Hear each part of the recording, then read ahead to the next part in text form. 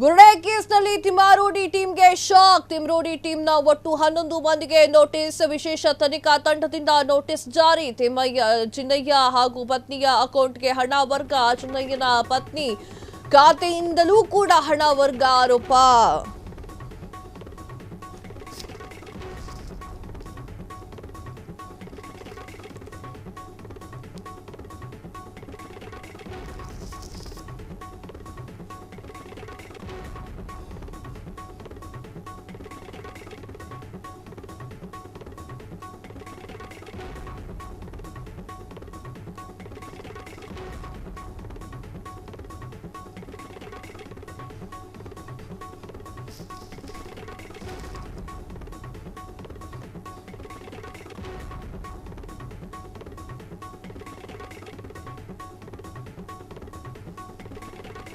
ಬುರ್ಡೆ ಕೇಸ್ನಲ್ಲಿ ತಿಮ್ಮಾರೋಡಿ ಟೀಮ್ಗೆ ಶಾಕ್. ತಿಮ್ಮಾರೋಡಿ ಟೀಮ್ನ ಒಟ್ಟು 11 ಮಂದಿಗೆ ನೋಟಿಸ್.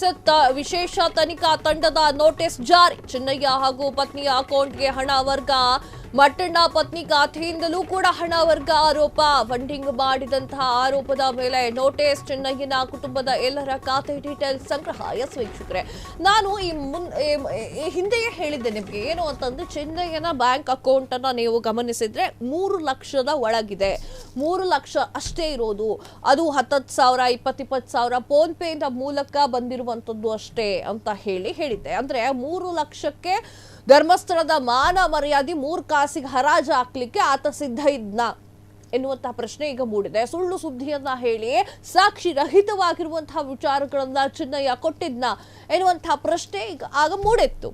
ಈಗ SIT ತನಿಖಾ ತಂಡ ಫಂಡಿಂಗ್ ಯಾರ್ಯಾರ ಮೇಲೆ ಆಗಿದೆ ಅನ್ನುವಂಥದ್ದನ್ನ ನೋಡ್ತಾ ಇರುವಂತದ್ದು. ಫಂಡಿಂಗ್ ಮಾಡಿರುವ ಆರೋಪದ ಮೇಲೆ ನೋಟಿಸ್ ಅನ್ನ ನೀಡಿದೆ. ಚಿನ್ನಯ್ಯನ ಕುಟುಂಬದ ಎಲ್ಲರ ಖಾತೆಯನ್ನು ಕೂಡ ನೋಡ್ತಾ ಇರುವಂತದ್ದು, ವೀಕ್ಷಣೆ ಮಾಡ್ತಾ ಇರುವಂತದ್ದು. ಯಾವ ಮೂಲದಿಂದ ದುಡ್ಡು ಬಂದಿದೆ ಅವರಿಗೆಲ್ಲರಿಗೂ ಅಂತ ಆದಾಯದ ಮೂಲ ಗೊತ್ತಿರ್ಬೇಕಲ್ವಾ. ಈಗ ನಾನು ಯಾರ್ದೋ ಹತ್ರ ಸಾಲ ತಗೊಂಡೆ ಅಂತಂದ್ರೆ, ಯಾಕಾಗಿ ಸಾಲ ತಗೊಂಡಿರ್ತೇನೆ, ಯಾವ ಕಾರಣಕ್ಕೆ ಸಾಲ ಅವ್ರು ಕೊಟ್ಟಿರ್ತಾರೆ, ಯಾವ ಆಧಾರದ ಮೇಲೆ ಅವ್ರು ಕೊಟ್ಟಿರ್ತಾರೆ. ನನ್ನ ಹತ್ರ ಡ್ರೈವಿಂಗ್ ಲೈಸೆನ್ಸು ಇಲ್ಲ, ಹೆಂಗ್ ಸಾಲ ಕೊಡ್ತಾರ್ರಿ ಅವರು ಅಲ್ವಾ. ಆಸ್ತಿ ಇಲ್ಲ, ಜಮೀನಿಲ್ಲ, ದುಡ್ಡಿಲ್ಲ, ಹಣ ಇಲ್ಲ, ಚಿನ್ನ ಇಲ್ಲ, ವಜ್ರ ಇಲ್ಲ, ಹೇಗೆ ಕೊಡ್ತಾರೆ? ಮಕ ನೋಡಿ ಕೊಡ್ತಾರ? ಎಷ್ಟು ಕೊಡ್ತಾರೆ ಮಕ ನೋಡಿ ಸಾಲಗಳನ್ನ?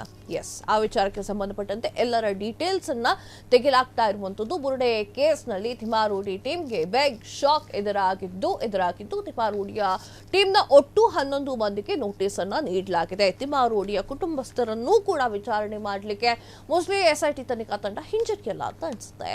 ಇದು ಹೊರಗಡೆ ಬರಬೇಕು. ದುಡ್ಡು ಯಾವ ಅಕೌಂಟಿಗೆ ಎಲ್ಲಿಂದ ಹೋಗಿದೆ ಅನ್ನೋದು ಸತ್ಯವಾಗ್ಲೂ ಗೊತ್ತಾಗಬೇಕು. ದುಡ್ಡು ತಗೊಂಡಿದ್ದಾರೋ ಇಲ್ವೋ ಅನ್ನೋದು ಗೊತ್ತಾದ್ರೆ ಸಾಕು. ಕ್ಷಣ ಕ್ಷಣದ ಸುದ್ದಿಗಳಿಗಾಗಿ ಫ್ರೀಡಂ ಟಿವಿ ಸಬ್ಸ್ಕ್ರೈಬ್ ಮಾಡಿ, ಲೈಕ್ ಮಾಡಿ ಹಾಗೂ ಫಾಲೋ ಮಾಡಿ.